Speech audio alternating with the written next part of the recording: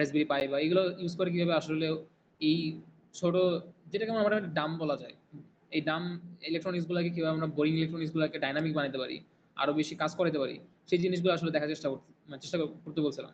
3 number ছিল হচ্ছে আমাদের মেশিন লার্নিং ইউজ করা কেন হয়, বা এই মেশিন লার্নিং আসলে লাভটা কি, রোবোটিক্সের সাথে সম্পর্ক কি। কারণ আলটিমেটলি বর্তমানে যত ধরনের প্রজেক্ট করা হয় সেগুলোতে দেখা যাচ্ছে বর্তমানে মেশিন লার্নিং এর ডিমান্ড অনেক বেশি বেড়ে গেছে। এবং আমাদের যে প্রজেক্ট আমরা করতে যাচ্ছি সেটা হচ্ছে রোবার প্রজেক্ট। এই রোবার প্রজেক্টে মেশিন লার্নিং এর অনেক বড় একটা হাত আছে। আমাদের নেভিগেশন এবং ম্যাপিং সবগুলো কাজ করতেই আমাদের মেশিন লার্নিং এর সহায় নিতে হবে। 4 নাম্বার হচ্ছে যে আসলে রোবার জিনিসটাই বা কি, রোবার এটাতে মানুষ আসলে কি জন্য বানায়, আসলে কি বানাইছে এবং কি কি ফিচার এগুলোতে অ্যাড করছে সেটা মোটামুটি একটা ভালো ধারণা রাখা উচিত। অন্যরা যা কাজ করছে তা জানতে পারলে মোটামুটি আমাদের একটা ডিরেকশন আসে যে আচ্ছা এরকম কাজ হয়েছে, আমাদের হয়তো এই ডিরেকশনে যাওয়া উচিত। এটা একটা ফিল্ড এটাকে ওভারভিউ নেওয়া। তো রোবার সম্পর্কে একটু জানতে বলা হয়েছিল। এই 4টা বিষয় নিয়ে মূলত আমাদের আজকে এই সেশনটা করা হবে। তো সাফিন ভাই আছেন তো না?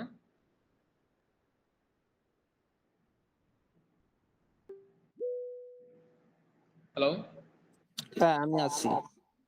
আচ্ছা, প্রথমত আমরা তাহলে যে বিষয়টা নিয়ে প্রথমে আলোচনা করবো সেটা হচ্ছে এই রোবোটিক্স বা ইলেকট্রনিক্সের যে বিষয়টা আছে এটা কিভাবে কাজ করতেছে। তো ভালো মতো যদি আমরা চিন্তা করি, আমাদের সবসময় আমরা ইলেকট্রনিক্সের মধ্যে আছি, তবে আমরা তাহলে কি ধরনের ইলেকট্রনিক্স নিয়ে কাজ করবো। তো সাধারণত আমাদের যেগুলো হয়ে থাকে, একটা সাধারণ আমাদের বাসার লাইটের বা ফ্যানের যে সার্কিট আছে, এটা একটা ইলেকট্রনিক্সের পার্ট। এগুলোকে বলা হয় অ্যানালগ সার্কিট। এবং এগুলো খুবই সিম্পল হয়ে থাকে, জাস্ট শুধুমাত্র একটা কন্ট্রোল ডিভাইস থাকে, সেটা হচ্ছে একটা সুইচ। এই সুইচটা অন করলাম তো আমার লাইট অন হলো, সুইচটা অফ করলাম তো লাইটটা অফ হয়ে গেল। তো এরকম সার্কিট আমরা এমনিতেও নিজেরা ছোটবেলা অনেক বানাইছি। তো এগুলো হচ্ছে একদম বোরিং অ্যানালগ সার্কিট। এখানে তেমন কোনো বেশি পরিমাণ কন্ট্রোল নাই, বেশি পরিমাণ লজিক অ্যাড করা ইজি না, অনেক বেশি কমপ্লিকেটেড হয়ে থাকে। এবং এই সার্কিটগুলা যদিও কমপ্লিকেটেড হয়ে থাকে, এগুলা আগে কয়েক দশ শতাব্দী আগে, কয়েক শতাব্দী না, কয়েক যুগ আগে অনেক বেশি ব্যবহৃত হতো। আমাদের অ্যাম্পলিফায়ার সার্কিট, টিভি সার্কিট, আগেকার যে সার্কিটগুলো ছিল, এগুলো আসলে অ্যানালগ সার্কিট দিয়ে তৈরি করা হতো। কিন্তু এগুলো সমস্যা হচ্ছে আমার লজিক অ্যাড করা অনেক টাফ। কারণ আমি লজিক কিভাবে অ্যাড করবো, দেখা গেছে আমার বিভিন্ন ট্রানজিস্টর, রেজিস্টর বা ছোট ছোট যে কম্পোনেন্টগুলো আছে সেগুলো আমাকে গুতাই গুতাই আমাকে লজিকটাকে তৈরি করা লাগে। আর একবার যদি আমি লজিক তৈরি করে ফেলি, সে লজিক আমার কোনো সময় চেঞ্জ করা সম্ভব না। কারণ আমার একটা সার্কিট যখন তৈরি হয়ে যায়, তখন সেই সার্কিট আর ওটাকে আমার যদি চেঞ্জ করতে হয়, পুরো সার্কিটটাকে আবার নতুন করে বানানো লাগে। কারণ একটা কম্পোনেন্ট চেঞ্জ করতে গেলে অনেকগুলো কম্পোনেন্টকে এফেক্ট করে থাকে। তো এই জায়গাটাতে এই যে আমাদের লিমিটেশন গুলো আসতেছে এবং আমাদের স্কেলিং করতে যে সমস্যা হয়, একসাথে আমি এই 100টা যদি বানাই, আমি 100টা আমি এরকম করে চেঞ্জ করতে পারবো না, পার্টস চেঞ্জ করতে পারবো না। এবং আমার লজিক এর তৈরি করাটা খুব টাফ হবে, ব্যয়বহুলও হবে। কেননা আমাদের অন্য যে অল্টারনেটিভ আছে, সেই অল্টারনেটিভটা দেখা গেছে আমাদের আরো বেশি সুবিধা দিতেছে। এই সুবিধাটা কি আসলে? তো আসলে যেখানে এটাই বলতেছে যে আসলে এরকম একটা সার্কিট, যে আসলে অ্যানালগ সার্কিট যদি আমি তৈরি করি, যেমন আমাদের বিভিন্ন রিমোট কন্ট্রোল থাকে, টিভির রিমোট বা এইসব ধরনের যেগুলো থাকে, এগুলোতে সাধারণত কোনো ধরনের ডিজিটাল সার্কিট যেগুলো বলি আমরা, এগুলো থাকে না। একদম সিম্পল হয়ে থাকে, জাস্ট কম্পোনেন্টে ভরা, যে এগুলা বিভিন্ন পার্টস এর সাথে ইন্টারকানেক্টেড, প্রত্যেকটা আর কি এই কাজগুলো করতে সহায় করে। ট্রানজিস্টর, রেজিস্টর এবং অন্যান্য যে পার্টস গুলো আছে সেগুলো একসাথে কানেক্ট হয়ে আমাদের মূল কাজটা করতে সাহায্য করে। কিন্তু আলটিমেটলি আমি লজিক ইউজ করতে এখানে পারতেছি না। এটা আমার একটা হিউজ পরিমাণ লিমিটেশন। আমি যদি চিন্তা করি বর্তমানে যে পরিমাণ রোবোটিক্স এবং অটোমেশন আসছে, সেগুলোতে লজিক অত্যন্ত জরুরি। লজিক ছাড়া বলতে গেলে চলবে না। তো এই হিসাবে আমাদের এখন আমরা যে বিষয় নিয়ে কাজ করি বর্তমানে, সেটা হচ্ছে ডিজিটাল লজিক নিয়ে কাজ করি। তো আসলে আমাদের ডিজিটাল লজিক বলতে কি, এই যে সুইচটা আমরা ব্যবহার করছি, গত আমাদের যেটা বললাম আমাদের বাসা লাইট ফ্যানের একটা লাইন তৈরি করা আছে। তো আসলে এখানে আমি আরেকটু লজিক অ্যাড করতে চাইলে, আরেকটু বেশি আমি যদি কন্ট্রোল অ্যাড করতে চাই, যেমন আমি চাই যে এই আমার লাইটের সুইচটা এটা আমি বাসা থেকে কন্ট্রোল করবো না, আমি অন্য থেকে কন্ট্রোল করবো বা ওয়্যারলেসলি কন্ট্রোল করবো। অথবা আমি চাচ্ছি যে এটা ফিক্সড টাইমিং এ কন্ট্রোল হবে, যে আমি সকালে সকালবেলা বন্ধ হয়ে যাবে, রাত্রেবেলা সন্ধ্যা থেকে আবার লাইট অটোমেটিক অন হয়ে যাবে, তারপর আবার 10টার পর থেকে আবার অফ হয়ে যাবে। তো এরকম যে বিভিন্ন একটা লজিক অ্যাড করতেছি, এই কন্ট্রোল লজিকটার জন্য আমার সাধারণত ডিজিটাল কন্ট্রোলার গুলো খুব হেল্প করে। এগুলোকে সাধারণত বলে মাইক্রো কন্ট্রোলার। এই সুইচটাকে আমি যদি একটা মাইক্রো কন্ট্রোলার অ্যাড করে দিই, যেমন এখানে একটা আরডুইনোর একটা মোটামুটি 3D ইয়ে করছে, এআই জেনারেট করছে। তো আসলে আরডুইনো এরকম যদি আমি অ্যাড করে দিই, তাহলে দেখা গেছে আমি এই লাইটটাকে আরডুইনোর মাধ্যমে বিভিন্ন লজিক ডায়নামিক্যালি কন্ট্রোল করতে পারবো। আমি একটা লজিক অ্যাড করলাম, এর মানে এই না যে লজিকটা ফিক্সড, চাইলে আমি যে কোনো সময় লজিকটা চেঞ্জ করতে পারতেছি। এটা একটা হিউজ পরিমাণ অ্যাডভান্টেজ, কেননা আমি লজিকটা শুধুমাত্র চেঞ্জই করতে পারতেছি না, এখানে আমি ছোট ছোট লজিক থেকে তৈরি শুরু করে একদম বিরাট পরিমাণ কমপ্লেক্স অ্যালগোরিদম এবং অন্যান্য বিভিন্ন ধরনের প্রসেস অ্যাড করতে পারতেছি। যার কারণে এগুলোর মাধ্যমেই বর্তমানে আমাদের যে ইন্ডাস্ট্রিয়াল বিভিন্ন কাজগুলো হয়, রোবোটিক্সের কাজগুলো হয়, অটোমেশনের কাজগুলো হয়, ফ্যাক্টরিতে যে অটোমেটিক অ্যাসেম্বলি হয়, এই সবগুলো কাজ আসলে আলটিমেটলি মাইক্রো কন্ট্রোলার ও এরকম ডিজিটাল লজিকের মাধ্যমে হচ্ছে, অ্যানালগ লজিকের মাধ্যমে না। তো ডিজিটাল লজিকটা আসলে সহজভাবে যদি চিন্তা করতে যাই আসলে দেখতে কেমন, বিষয়টা কেমন দেখাবে, সহজভাবে যদি বলতে চাই তাহলে এটা আলটিমেটলি কোডিং এবং প্রোগ্রামিং এর মাধ্যমে এই কাজটা করা হয়। যে ল্যাঙ্গুয়েজে করা, যে ল্যাঙ্গুয়েজে করা হোক এটা ব্যাপার না, কিন্তু আলটিমেটলি বিভিন্ন ধরনের মাইক্রো কন্ট্রোলের মধ্যে কোড ইনপুট করে আমরা আমাদের ডিজায়ার যে আউটপুট আছে সেটা পাইতে পারি। এটা আমার হচ্ছে বড় একটা অ্যাডভান্টেজ আর কি। তো সাধারণত শুরু করতে যেটা ইউজ করা হয় সেটা হচ্ছে আরডুইনো উনো। এটা হচ্ছে সব একদম বেসিক একটা ইলেকট্রনিক্স কম্পোনেন্ট, মাইক্রো কন্ট্রোলার, যেটা সাধারণত ইউজ করে এরকম বিভিন্ন ইজিলি লজিক অ্যাড করা যাচ্ছে। যেমন আমি কয়েকটা এলইডি কন্ট্রোল করতে চাচ্ছি, ইজিলি আমি আরডুইনো ইউজ করে করতে পারবো, এবং অনেক অনেক ফিচার আমি ইজিলি অল্প কম খরচের মধ্যে করতে পারতেছি। তো আমরা কিছু কিছু এক্সাম্পল দেখলে একটু ভালো বুঝতে পারবো। যেমন আমাদের এই আসলে যে ডিজিটাল লজিকগুলো আছে, ডিজিটাল লজিকটা আসলে কি কি করতেছে। যেমন আমি যদি চিন্তা করি, আমাদের সিম্পল থেকে চিন্তা করলে একটা লাইন ফলোয়িং রোবট আছে। এটাকে লাইন ফলোয়িং রোবট বলতে, আমি যদি একটা লাইন তৈরি করি, আমার ঘরের মধ্যে নিচে হয়তো ফ্লোরটা সাদা, এর মধ্যে কালো একটা লাইন তৈরি করি, আমি এমন একটা রোবট তৈরি করতে পারবো এই আর্ডুইনোর মাধ্যমে খুব সহজেই, যেটা আমার এই কালো লাইনটাকে ফলো করবে বা আমার লাল লাইনটাকে ফলো করবে। এই কাজটা সহজে আমি আর্ডুইনোর মাধ্যমে, আমি একজন হয়তো ভালো বড় সড়ো কোনো ইলেকট্রিশিয়ান না অথবা ইলেকট্রনিক ইঞ্জিনিয়ার না, তবু আমি এটা করতে পারবো, কারণ ডিজিটাল লজিকের মাধ্যমে এই বিষয়টা করাটা অনেকটা সহজ হয়ে গেছে। এতটা সহজ যে আমরা নিজেরাই করতে পারতেছি, আমরা হবিস্ট হয়ে। দুই নম্বর হচ্ছে যেমন অবস্টেকল অ্যাভয়েডার। অবস্টেকল অ্যাভয়েডার বলতে, যেমন আমার সামনে কিছু অবস্টেকল আছে, হয়তো কোনো বক্স আছে বা টেবিল আছে, চেয়ার আছে, ছোট একটা গাড়ি বানাইছি, এটা এখন আমার মুভ করতেছে, কিন্তু এটা অটোমেটিক ওগুলোকে অ্যাভয়েড করতে পারতেছে না, বাড়ি খাচ্ছে। কিন্তু আমি অবস্টেকল অ্যাভয়েড করার লজিকটাও অ্যাড করতে পারবো সহজেই এগুলোর ভিতরে, কেননা তার মধ্যে তখন আমার লজিক করাটা খুব ইজি। তখন আমাকে অ্যানালগ বিষয়টাকে চিন্তা করা লাগতেছে না, অ্যানালগ বিষয়ভাবে সবগুলো করা লাগতেছে না। এরপর যেটাকে বললাম যে ফ্যাক্টরি বা অ্যাসেম্বলি যে কাজগুলো করা হয়, এই কাজগুলোর মধ্যে আসলে আলটিমেটলি রোবোটিক্স বা মাইক্রো কন্ট্রোলারের মাধ্যমে ডিজিটাল লজিকে রোবোটিক আর্ম বলেন বা বিভিন্ন ধরনের কনভেয়ার বেল্ট যেগুলো অটোমেটিক প্রসেসিং করতেছে, এই সবগুলো কাজ আলটিমেটলি আমাদের মাইক্রো কন্ট্রোলার ডিজিটাল লজিকের মাধ্যমে করা হচ্ছে। এটা একটা স্নোবট এমনি ফান প্রজেক্ট, বাট আলটিমেটলি এগুলো সেম জিনিসই, যে ছোট ছোট প্রজেক্টগুলো যেটা আছে, এই প্রজেক্টগুলো at the end of the day digital logic use করে। তো আমাদের যে রোবট আছে, সেই রোবটটাও একই কাজ করবে। এখানে রোবটের একটা ডেফিনেশন দেওয়া হয়েছে। তো রোবট বলতে আসলে যেটা বোঝাচ্ছে সেটা হচ্ছে একটা ইলেকট্রনিক সিস্টেম বা ইলেকট্রনিক ডিভাইস যেটা ডায়নামিক্যালি কাজগুলো করতে পারে।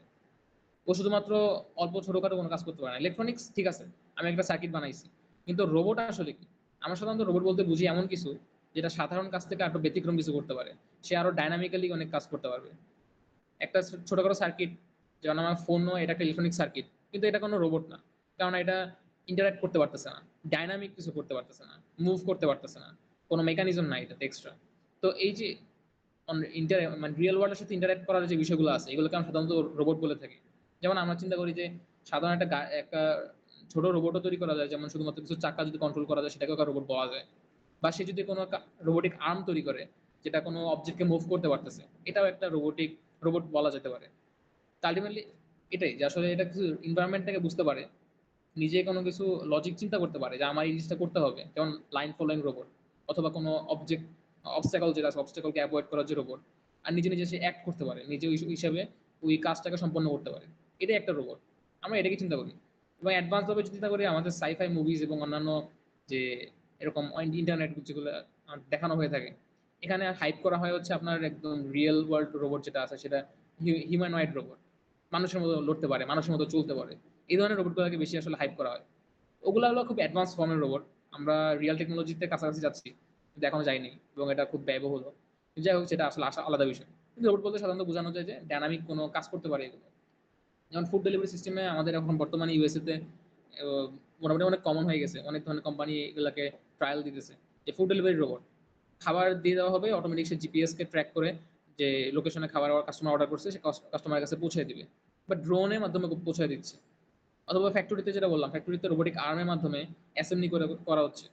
তো এটা যার মাধ্যমে এত হিউজ পরিমাণ প্রোডাকশন তৈরি করতে পারতেছে, যে অটোমেশনের মাধ্যমে, অথবা বড় বড় যে কোম্পানিগুলো ইন হাউস ওদের প্রসেসিং প্ল্যান্টের মাধ্যমে অটোমেশন করে প্রত্যেকটা পার্টস প্রোডাকশন করতেছে এবং অ্যাসেম্বলি করতেছে, যার মাধ্যমে ওরা মার্কেটে দ্রুত যাচ্ছে এবং কম খরচে দিতে পারতেছে। তো এই জিনিসগুলো আলটিমেটলি আমাদের ডিজিটাল যে রোবট ডিজিটাল ইলেকট্রনিক্স আছে, ডিজিটাল ইলেকট্রনিক্সের মাধ্যমে করতে পারতেছি। তো এই আসলে এই জিনিসগুলো কিসের মাধ্যমে করতেছি আমরা?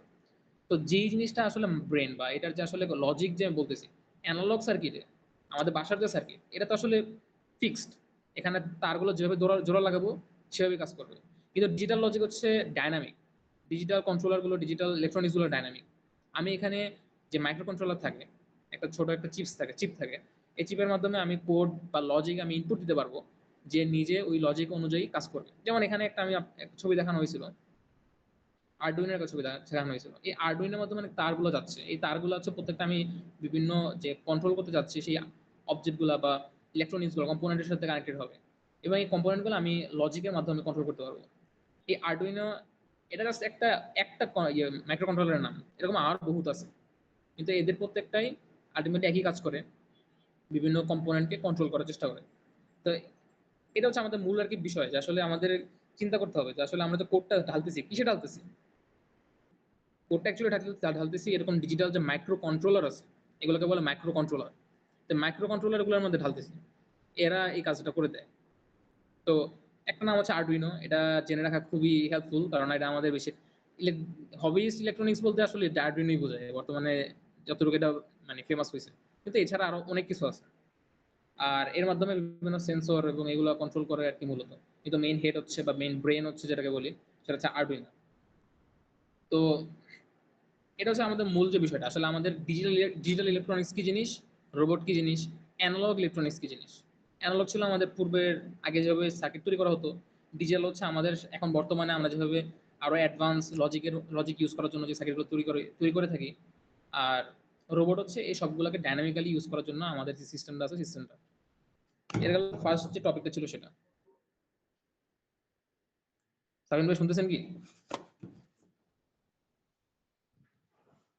হ্যাঁ, শুনতে পাচ্ছি। আচ্ছা, তাহলে আমরা সেকেন্ড টপিকে চলে যেতে পারি।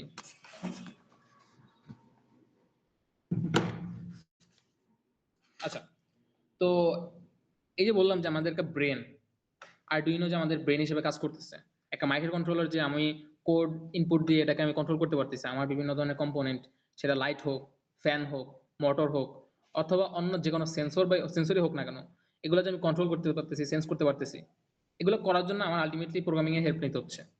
কারণ ডিজিটাল বলতে আমরা সাধারণত বুঝি হচ্ছে 0 and 1, যেটা আলটিমেটলি 0 1 কি আমরা সাধারণত 0 1 নিজে নিজে তো ইনপুট দিই না, ডিজিটাল প্রোগ্রামিং এর মাধ্যমে এই কাজটা করে থাকি।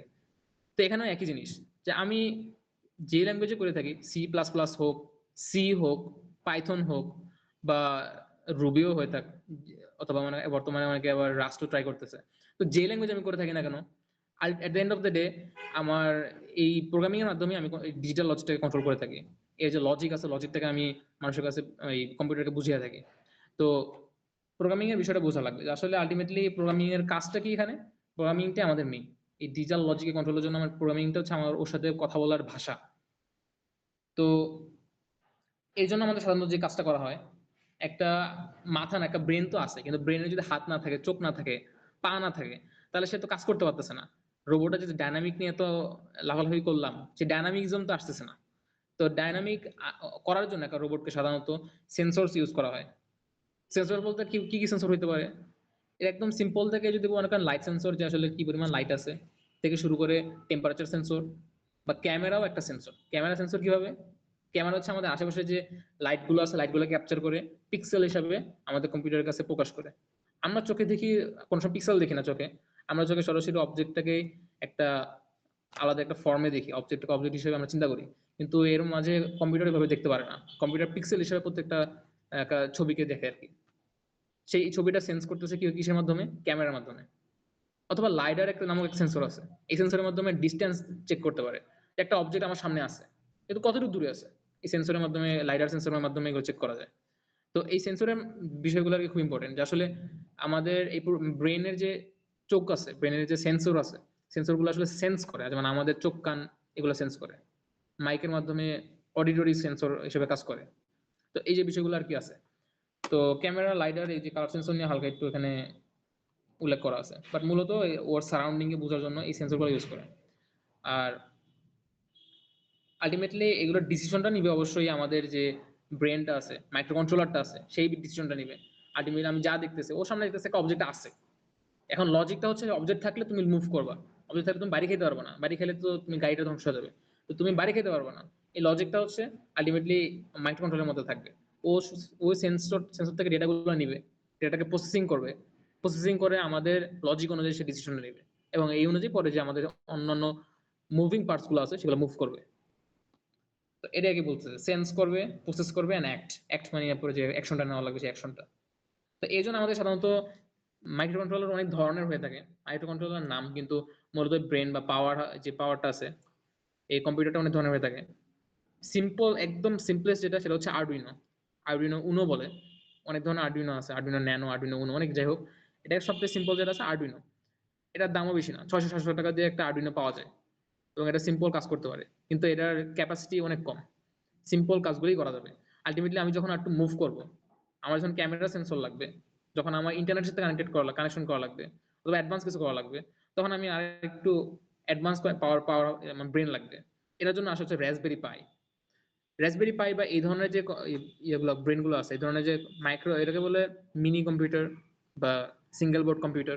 এই কম্পিউটারগুলো যে কাজগুলো করে সেটা হচ্ছে ও আরো বেশি প্রসেসিং পাওয়ার দিতে পারে। একটা যদি আপনি আরডুইনোকে যদি চিন্তা করেন, আরডুইনো শুধুমাত্র একটা ঘড়ির মতো হতে পারে, যে ও একদম সিম্পল কাজ করতে পারে। ঘড়িতে যেমন তেমন কিছু পাওয়ার লাগে না, তেমন কোনো লজিক বেশি ইউজ করতে পারে না, এরকম। কিন্তু একটা রাসবেরি পাইকে আপনি ফোনের মতো ধরতে পারেন। ফোনে যেমন আরো এক্সট্রিম বেশি না বেশি পরিমাণ ইয়া দেওয়া থাকে, কম্পিউটিং পাওয়ার দেওয়া থাকে, ওয়াইফাই ও নেটওয়ার্কের সাথে অনেক কানেকশন দেওয়া থাকে। রাসবেরি পাই এরকম অনেক ধরনের কাজ করতে পারে। এরপরে যেটা থাকে, আরেকটু যদি অ্যাডভান্সে যাই, তাহলে এনভিডিয়া, আমাদের যে এনভিডিয়া নাম অনেকে শুনছে, শোনারই কথা। এনভিডিয়া হচ্ছে জিপিইউ তৈরি করে, ওদেরই একটা এরকম সিঙ্গেল বোর্ড কম্পিউটার আছে যার নাম হচ্ছে জেটসন ন্যানো।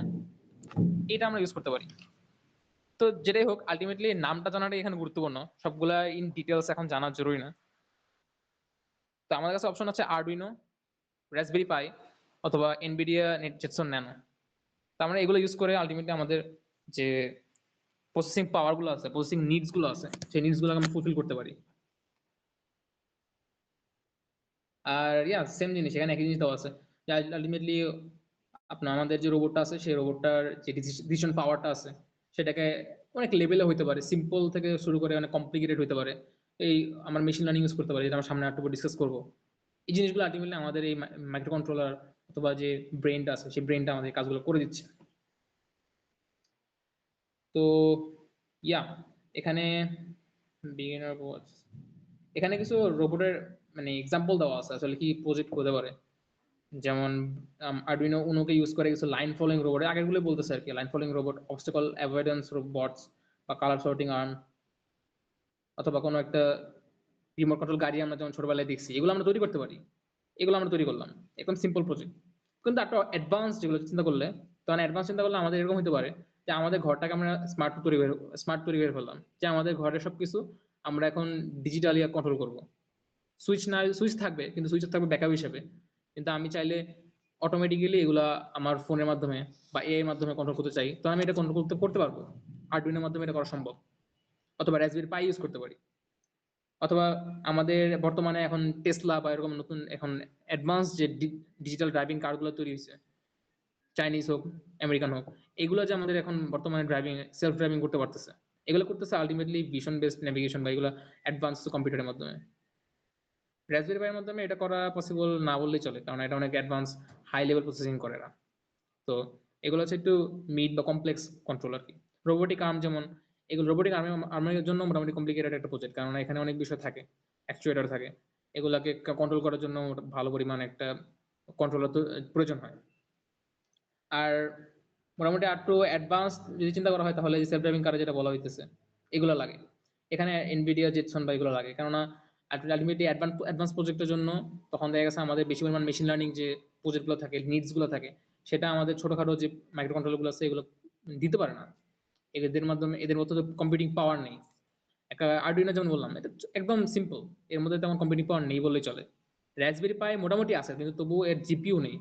জিপিইউ আলাদা তেমন ডেডিকেটেড জিপিইউ নেই, যার কারণে ও তেমন মেশিন লার্নিং এর জন্য জিপিইউ যেটা লাগে দিতে পারে না। এখানে আসে এনভিডিয়া জেটসন, ওর মধ্যে আলাদা ডেডিকেটেড জিপিইউ থাকার কারণে ও এরকম এজ, এটা বলে এজ কেস বা এজ কম্পিউটিং বলে, এজ কম্পিউটিং বা মেশিন লার্নিং যে রান করার জন্য যা প্রয়োজন হয় তা দিতে পারে। সেলফ ড্রাইভিং কার বা এআই ড্রোন এখন যেগুলো দেখতেছি, হিউম্যানয়েড রোবট যেগুলো দেখতেছি, এগুলো আলটিমেটলি এখন বর্তমানে এআই এর মাধ্যমে কাজ করানো হয়। তো এনিওয়েজ এগুলো হচ্ছে আমাদের বিষয়গুলো। আমরা আমাদের প্রজেক্টের জন্য যেটা ইউজ করবো ইনশাল্লাহ, সেটা আমাদের প্ল্যানিং আছে। আমরা রাসবেরি পাইয়ের মাধ্যমে আমাদের প্রজেক্টটা, রোভারের যে প্রজেক্ট আছে, রোভারকে কন্ট্রোল করবো। কেননা রোভার মোটামুটি একটা কমপ্লিকেটেড প্রজেক্ট। এখানে অনেক ধরনের বিষয় একসাথে থাকে। আমাদের অনেকগুলো পার্টস এর সাথে, মুভিং পার্টস কন্ট্রোল করতে হবে। তাছাড়া আমাদের মেশিন লার্নিং কিছু অ্যালগোরিদম এখানে রান করার মতো ক্যাপাসিটি থাকতে হবে। তো আমরা ওই হিসাবে আমাদের মোটামুটি মিড রেঞ্জের মধ্যে রাসবেরি পাই আমাদের বেস্ট চয়েস হবে। আরো ভালো হবে যদি আমরা এনভিডিয়া জেটসন বা এরকম কিছু একটা যদি নিতে পারি, কারণ আমাদের মেশিন লার্নিং নিডস আরো বেড়ে যাবে, দ্রুত বেড়ে যাবে। তো that was the second part.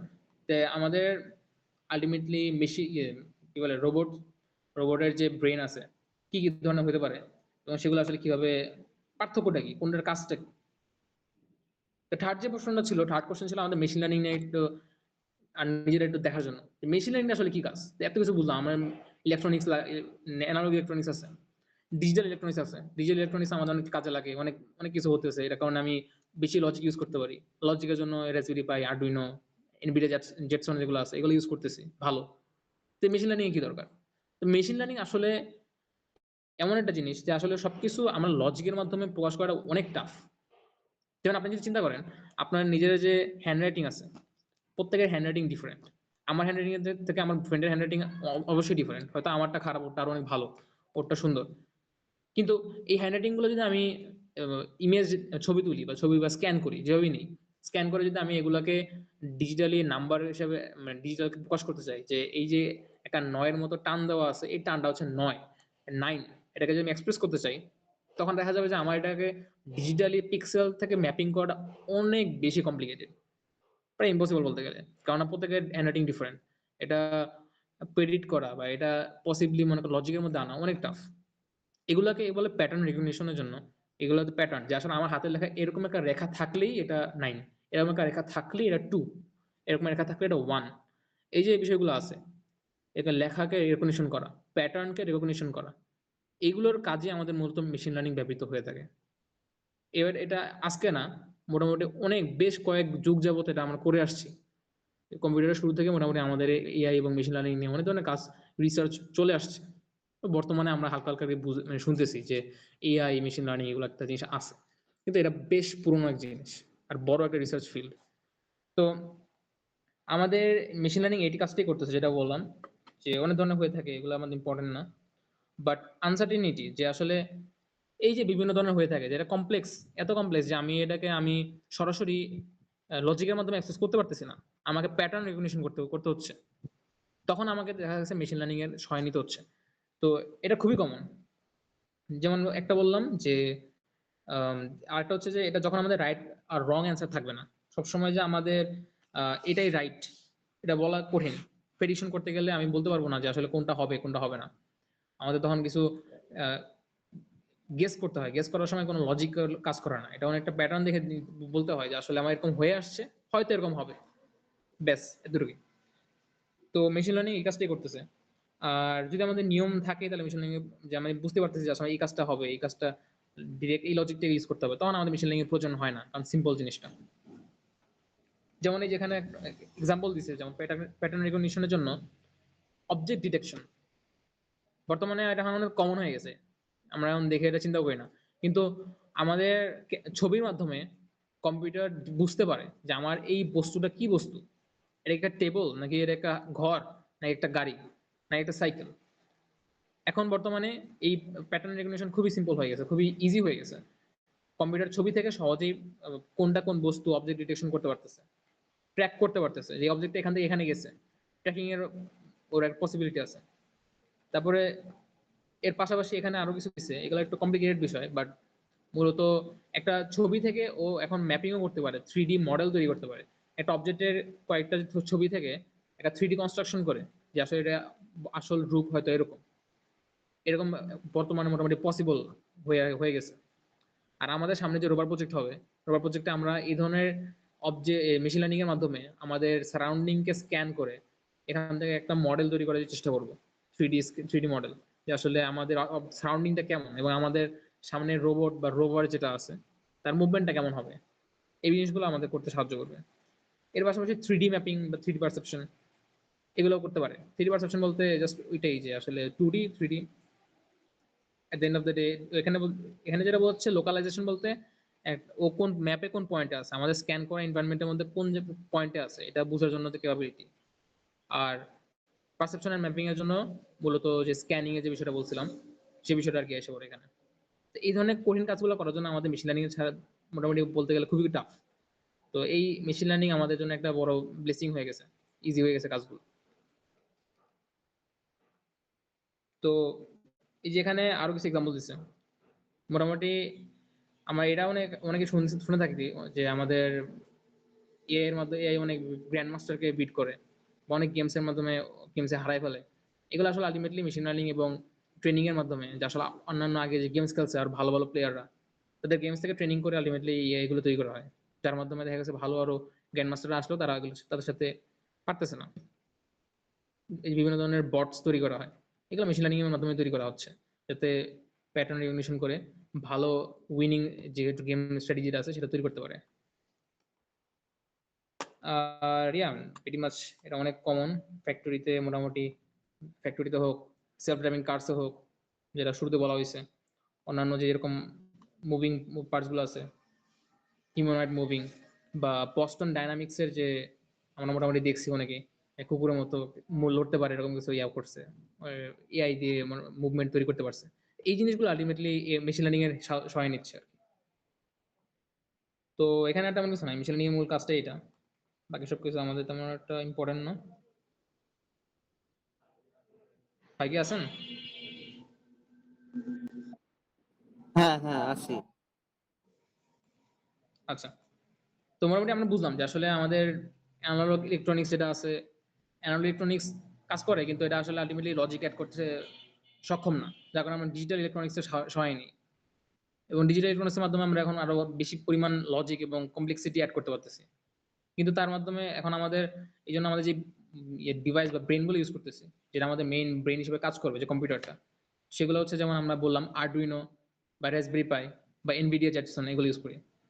আর আরো বেশি কমপ্লিকেটেড যখন সিচুয়েশন হয়ে যায়, যখন আমাদের আর কোনো লজিকই থাকে না, যখন আমাদের প্যাটার্ন রিকগনিশন করতে হয়, লজিকের কোনো আর দেখা যাচ্ছে না আসলে কিভাবে কোন লজিকের মধ্যে হবে, তখন আমরা এই প্যাটার্নের জন্য, যে আসলে আমাদের লজিক হবে না, প্যাটার্ন দরকার, প্যাটার্ন দেখলে দেখে দেখে বুঝতে হবে, রাইট ওর রং বুঝতেছি না আমি, তখন আমার কি করতে হবে, মেশিন লার্নিং এর দোহাই নিতে হবে।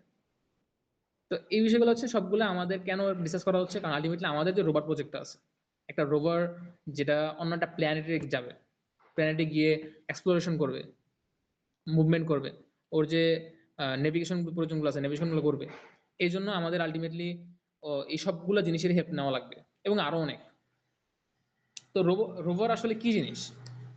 মোটামুটি আমাদের চাঁদ থেকে শুরু করে মার্সের বিভিন্ন ধরনের যে এক্সপ্লোরেশন প্রজেক্টগুলো তৈরি করা হচ্ছে, এই প্রজেক্টগুলোতে দেখা গেছে যে মানুষ নিজে গিয়ে সেখানে একটা সায়েন্টিস্ট যাবে একটা লং টার্ম ইয়ে নিয়ে, ইনভেস্টমেন্ট নিয়ে, এবং কি পরিমাণ যে ইয়ে আছে, প্রয়োজনীয় দ্রব্য আছে সবগুলো নিয়ে যাবে। এটা এত কমপ্লেক্স কমপ্লেক্স হয়ে গেছে, এটা আমাদের মানুষের পক্ষে করা খুব টাফ, যার কারণে আমাদের রোবটের সহায় নেই, ইলেকট্রনিক্সের সহায় নেই, যাতে ওরা আমাদের হয়ে যে অ্যানালাইসিস গুলো করা দরকার, যে এক্সপ্লোরেশন গুলো করা দরকার, আমাদের হয়ে যেন করে দিতে পারে একটা আননোন এনভায়রনমেন্টে। এটা হচ্ছে একটা রোবটের কাজ। এবং রিসেন্ট আমাদের এই নিয়ে যত ধরনের সাইন্টিফিক এবং মিডিয়া কভারেজ গুলো হইতেছে, সেগুলো হচ্ছে মার্সের যে রোভার প্রজেক্ট গুলো আছে, এগুলো নিয়ে খুব বেশি একটা ইয়া করা হয়েছে, কভার করা হয়েছে। কারণ মার্স এমন একটা জায়গা যেখানে থাকার মতো কোনো পরিবেশ নাই, যাওয়াটা এখন পর্যন্ত কোনো মানুষ মার্সে গেছে এরকম হয়নি। তো আসলে এই ধরনের এরকম পরিস্থিতিতে আমাদের মানুষ যেতে যেতেই পারতেছে না, তাহলে আমাদের এই জন্য আমাদের রোবট বা রোভারের আমরা সাহায্য নিচ্ছি। এই জন্য দেখা গেছে বিভিন্ন পারপ্লেক্সিটি এবং অন্যান্য যে নাসা এবং বিভিন্ন ধরনের যে প্রজেক্টগুলো আছে, রোভার প্রজেক্টগুলো আছে, এগুলো খুব বেশি আমাদের সামনে আসতেছে। এই এইটাকেও এই উপলক্ষে যে এই একটা মাইলস্টোন, মানুষের এত কমপ্লেক্সিটি পার করে যে একটা রোভার অন্য প্ল্যানেটে গিয়ে সে এক্সপ্লোর করতেছে, এই জিনিসটাকে আরো বেশি এনকারেজ করার জন্য আসলে আমাদের বিভিন্ন ধরনের ইউনিভার্সিটি রোভার টিম তৈরি করা হয়। এরকম বিভিন্ন ধরনের প্রজেক্ট বা কম্পিটিশন যেগুলো আছে, যেমন ইউনিভার্সিটি রোভার প্রজেক্ট প্রতি বছর যেটা ইয়ে করা হয়, হোল্ড করা হয়, এই জিনিসগুলো আলটিমেটলি এগুলো আর কি আমাদের এনকারেজ করার জন্য করা হয়। তো আসলে কি করে, এর কাজটা কি? যেমন বললাম আমি মানুষ যেতে পারতেছি না সেখানে, তাহলে রোভারের কাজ হচ্ছে ও এক্সপ্লোর করবে, নেভিগেট করবে একটা আননোন একটা এরিয়া, আননোন একটা র্যান্ডম লোকেশনে ও কিভাবে এক্সপ্লোর করতে পারে। একটা আমাদের এখন রাস্তাঘাট আছে কিন্তু নতুন একটা জায়গায় গেলে সেখানে রাস্তাঘাট থাকবে না। গ্রামে যেমন অনেক জায়গায় এখনো আছে যেখানে ভালো রাস্তাঘাট নাই, তাহলে যেখানে অন্য প্ল্যানেটে যাচ্ছি রাস্তাঘাট তো সেখানে চিন্তা করা অকল্পনীয়। সেখানে আমাদের রোভার কিভাবে এই টেরেন গুলো ম্যাপ করতে পারবে, টেরেন গুলোকে ন্যাভিগেট করতে পারবে, সেই বিষয়গুলো আমাদের ইম্পর্টেন্ট। তো দেখা গেছে এখানে সাধারণ চাকা আমাদের চাকা দিয়ে হয় না, আমাদের সাধারণ যে সিস্টেম গুলো আছে এগুলোতে হয় না, আমাদের সাসপেনশন লাগে এবং অন্যান্য অনেক ধরনের কমপ্লেক্সিটি অ্যাড করা লাগে। এই বিষয়গুলো আমাদের চিন্তা করা লাগে কিভাবে ও আসলে এখানে ন্যাভিগেট করবে। এবং নেভিগেট করার জন্য এবং অন্যান্য স্যাম্পল কালেকশন তৈরি করবে সায়েন্টিস্টরা যারা আমাদের বাংলাদেশ আমাদের পৃথিবীতে আছে, পৃথিবীতে থেকে তারা কিভাবে এই স্যাম্পল গুলোকে, এই সয়েলটাকে, এনভায়রনমেন্টটাকে তারা বোঝার চেষ্টা করবে, সেই জিনিসগুলো আমাদের কি কি প্রয়োজন। এই স্যাম্পল গুলো আলটিমেটলি এই রোভারের রেসপন্সিবিলিটি হয়ে থাকে। তো আগে আমাদের অনেকগুলো রোবটই অলরেডি সেন্ড করা হয়েছে, অনেকগুলো সাকসেসফুল হয়েছে বা হয়নি। তো এর মধ্যে কিছু কিছু এখানে এই যে রাশিয়ার এবং ইউএস এর ওদের কিছু এরকম বিভিন্ন ধরনের রোবটের নাম লেখা আছে। At the end of the day ওদের যে ফিচার গুলো আছে সেগুলো আমাদের বোঝাটা বেশি ইম্পর্টেন্ট, কি কি কাজগুলো করতেছে। তো একটা হচ্ছে মুভমেন্টের জন্য ওদের বেশ কিছু ইয়ে চাকা থাকে, হুইলস থাকে, কিন্তু এই হুইলস গুলো একটু অ্যাডভান্স হয়ে থাকে। ওয়েট ম্যানেজমেন্টের জন্য বা কম ওয়েটে যেন একটা রোবট সেন্ড করতে পারে, একটা রোবট সেন্ড করতে পারে, এটা খুব গুরুত্বপূর্ণ। আমাদের অন্য প্ল্যানেটে আমি একটা রোবট পাঠাবো, সেই রোবটটা যদি অনেক ভারী হয়ে থাকে, আমার এটা পেলোড হিসাবে আমার আমার যে রকেট আছে রকেটে কিন্তু অনেক বেশি এক্সপেন্স তৈরি করবে। আমার 1 গ্রাম 5 গ্রাম অনেক ইম্পর্টেন্ট এখানে। তো আমি আমার রোবটের প্রত্যেকটা পার্টসকে কিভাবে কম ওয়েটে তৈরি করতে পারি সেটা খুব গুরুত্বপূর্ণ। 2 নম্বর হচ্ছে আমাদের অন্য এনভায়রনমেন্টে যাচ্ছে, এক্সট্রাটেরিস্ট্রিয়াল এনভায়রনমেন্টে যাচ্ছে, সেই এনভায়রনমেন্টের মধ্যে কিভাবে তারা এই এক্সট্রিম এনভায়রনমেন্ট যেখানে এত ধুলাবালি, এত পরিমাণ রোদ, এগুলাকে মোকাবেলা করবে। এরকম রেজিলিয়েন্ট একটা পার্টস, এরকম রেজিলিয়েন্ট কম্পোনেন্ট আমার তৈরি করা লাগবে। এটা হচ্ছে সেকেন্ড বিষয়টা। 3 নম্বর হচ্ছে মুভমেন্টের কথা বললাম, ইনভারমেন্টের কথা বললাম। 3 নম্বর হচ্ছে ওর কিছু একটা রোবোটিক আর্ম দরকার। রোবোটিক আর্ম এই কারণে দরকার যে আমার যদি ডাইনামিক কিছু জিনিস তুলতে হয়, কাজ করতে হয়, তাহলে সেজন্য এই রোবোটিক আর্মের মাধ্যমে আমার এই কাজটা করে দিতে পারে।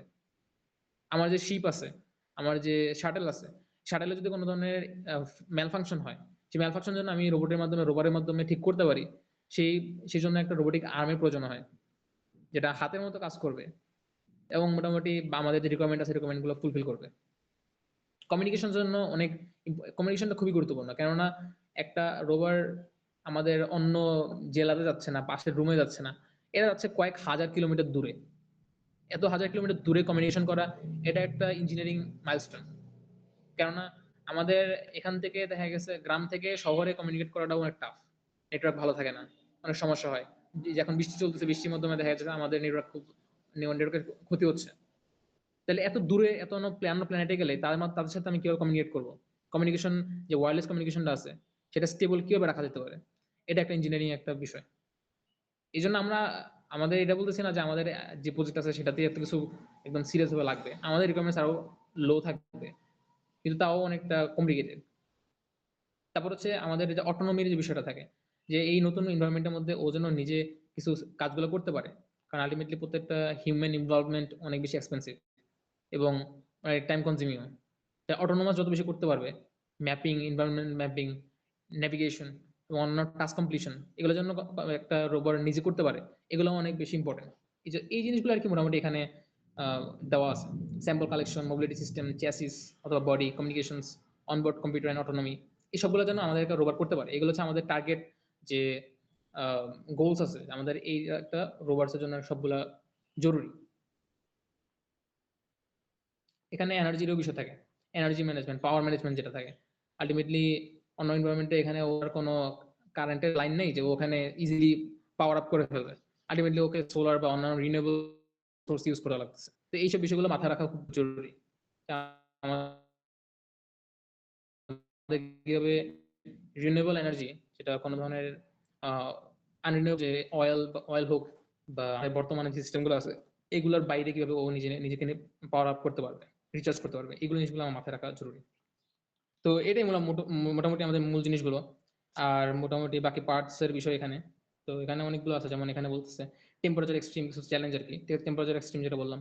ডাস্ট এন্ড অ্যাব্রাসিভস, মানে মোটামুটি এখানে অন্য এনভায়রনমেন্টে খুব আমাদের যে ডাস্ট থাকে এটা তো খুব ড্রাই এনভায়রনমেন্ট, ড্রাই এনভায়রনমেন্টের মধ্যে দেখা গেছে ডাস্ট এত পরিমাণ থাকে যেগুলো আস্তে আস্তে একটা পরত পড়ে যাবে, একটা লেয়ার পড়ে যাবে, লেয়ারের কারণে দেখা গেছে আমাদের পার্টস গুলো মুভমেন্ট বা এগুলো সমস্যা হতে পারে। তো এইগুলোর মোকাবেলাও আমাদের জরুরি। Communication delays, launch and entry space, সব